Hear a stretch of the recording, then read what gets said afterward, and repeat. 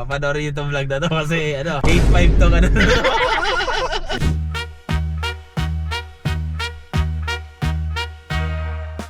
So right now guys, nandito tayo ngayon sa Atoy 4x4 and may ano lang sira yung ano natin, yung LC200 na papayos natin kay Boston. So tara, samahan nyo kami today. Let's go! Budol. Kahit may shop ka, nakakabudol pa rin. Kaya mahirap yung mga nagtitingin na mga ganito, pare. Pwede.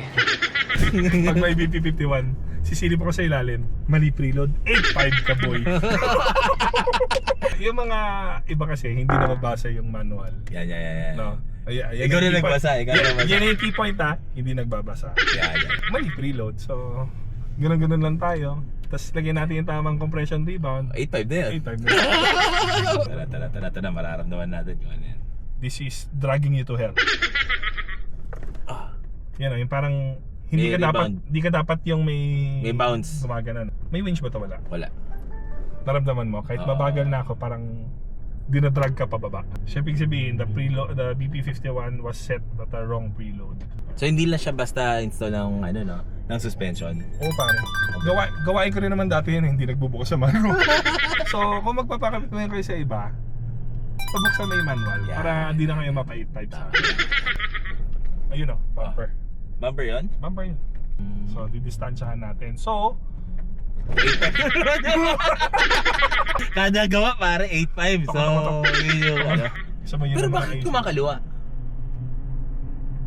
Oh? Alignment at 75,000 ang mga LC200, lalo na nakaset na ganito, rack and pinion bushing.